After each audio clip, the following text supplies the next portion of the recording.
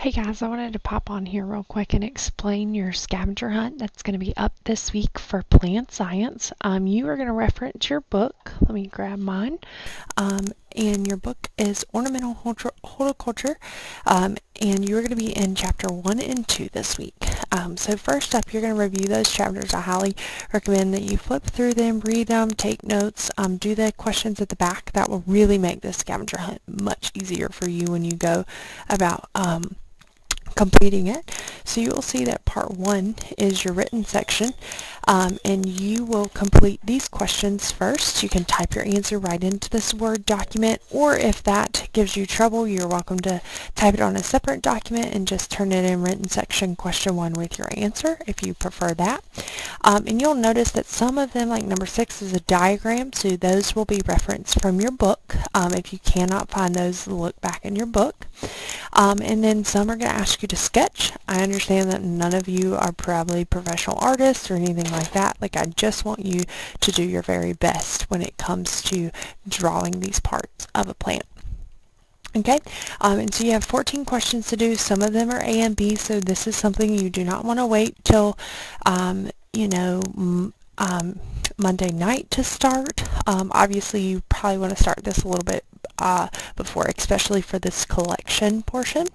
That is going to be part 2, okay? And I understand that all of you could easily Google this and just turn in that, but that's not what I'm asking. I'm asking you to get outside. I understand today is nasty, but it does look like the rain's going to be out of here, and it's going to be pretty from here on out.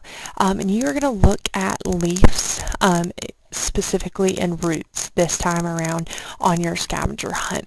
And so you can, I just put some common courtesy things here, and then at the very end of this project, this is here for you to be able to check off to say, hey, I found these items that she's asked me to, and I want you to bring a sample of that, bring it back in, and you, for an example, the first one is a taproot, so you might have a taproot, lay it down right underneath it, taproot, and take a picture of that. That's going to be how you receive your credit for this. Obviously, all of you could say, hey, guess what, Miss Finney, I found all of these. Great. I don't have any proof of that, so I need to see your proof. And so I'm going to quickly kind of go through these. These are referenced in chapter 2 in your book. And if you'll give me just a second, I will pull those up for you. And it starts specifically on page 35. Your roots are going to be talked about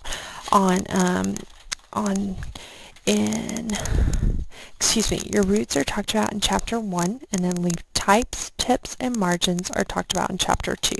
And again, those will start on page 35.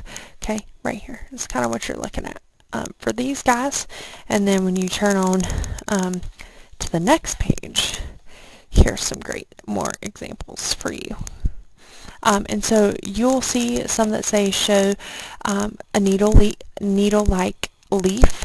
Your tips are going to be acute, round, and obtuse, and then leaf margins. And those are all specifically laid out in your book on pages 36, 37, and 38, and even start on 35 as well.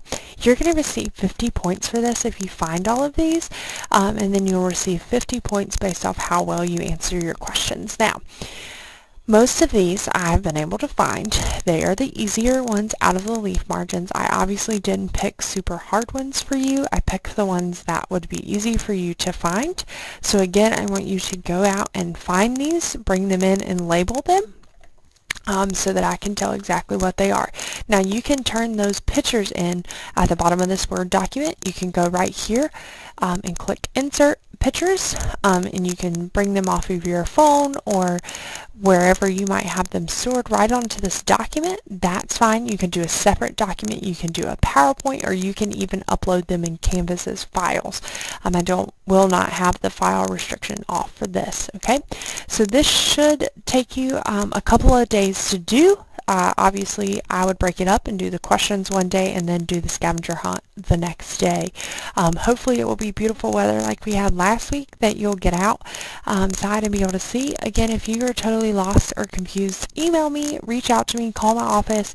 I'm here most of the days in the office pretty much all day, so I will be more than happy to answer your questions or help you be successful in this project.